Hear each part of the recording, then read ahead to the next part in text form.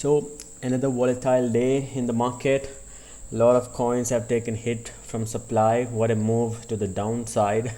So yeah, Ethereum, DOT, ADA, and Solana did take a hit, but it is still sustaining. That's a strong one. So let's start today's discussion with Bitcoin. So as you know, we did see a volume supply signature yesterday when Bitcoin tapped into 50,000 and it came back, retested this and went back all the way up. But again, I'm pretty sure a lot of people got trapped here.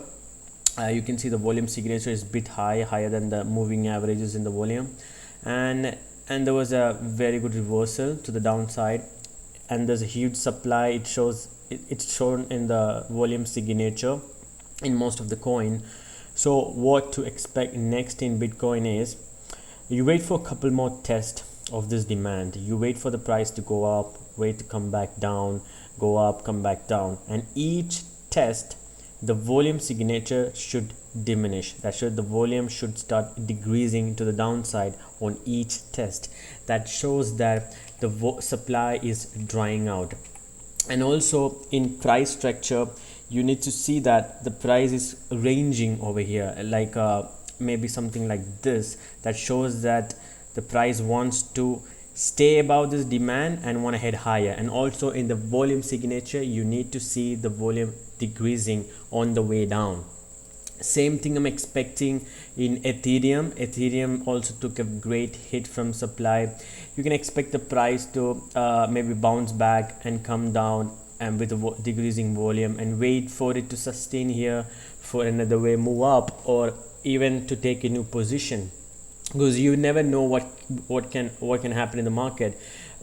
Because there's a huge supply in the market, the price can even come back to this demand zone over here, right over here, test this, because you see this move up. This is probably the origin of this move, so the price can even come back here to take more orders and to go up. So anything can happen in the market, so we need to give some time in the market. You need to give some time for all these coins to make more test.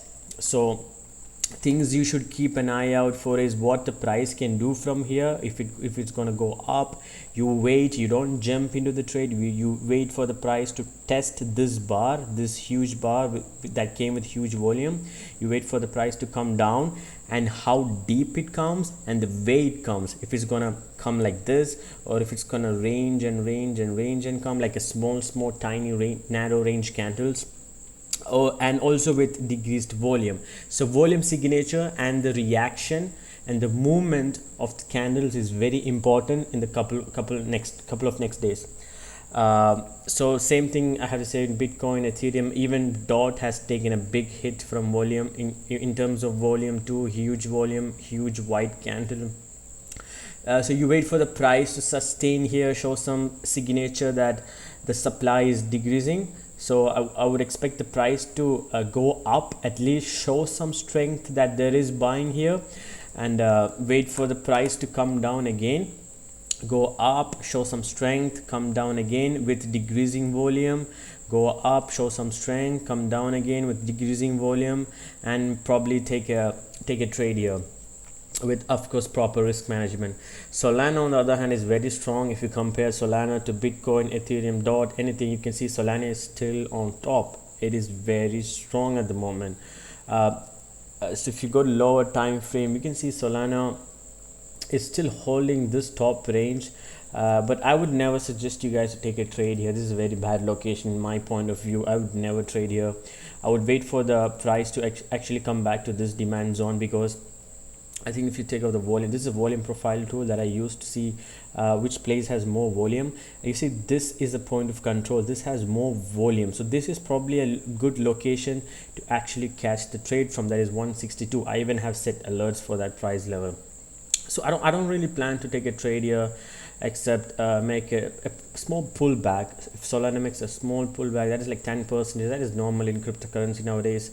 So if that comes back, I would prefer to take a trade, but never here. This is really really bad location. But let's say the price makes a very good candle like this, like a good wide range candle with good volume, that shows a sign of strength. If you want to take the risk and jump into the trade, no, I don't mind, but I would never take the location. I would at least wait for the price to break and sustain on top of this bar. That shows that the supply is gone, and that is when I would take a trade. Never on a break, but a break and it's showing that it wants to stay there. When the price showing that it wants to stay there, that is when I want to take a trade. ADA, similar stuff. Oh my god, look at that. The volume on the second test is also huge, but also you can see on the candles, there's a look at the closing, look at the price came back down and it bounced back, price came down, bounced back. That shows that there's a lot of buying. This volume can also be buying, and this zone is a really good demand zone.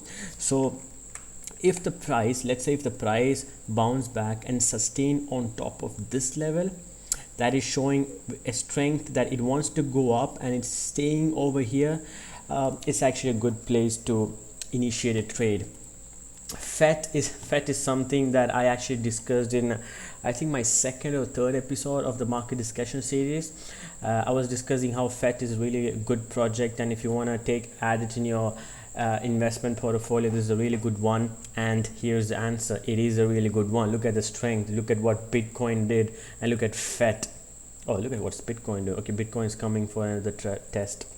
All right, so that's something I need to keep an eye on. So yeah, FET is a really good project. Let's say if it comes back to this zone, this demand zone where the move happened, it is actually a very good price level. So in the next coming days, you can expect FET to retrace back a bit, and that is when you initiate a trade.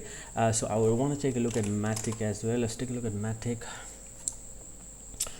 Okay, so Matic is in a good, Matic tapped into demand zone that I have been watching out. All right, so Matic is at a good demand zone, same scenarios. Let's wait for the price to bounce back, show some strength, come back again with diminishing volume, and let's see if it's sustaining here.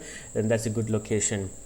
So that's it for today, guys. If you guys like my videos, click the like button and also subscribe to stay connected so we can have more discussions like this. And thank you. Have a nice day.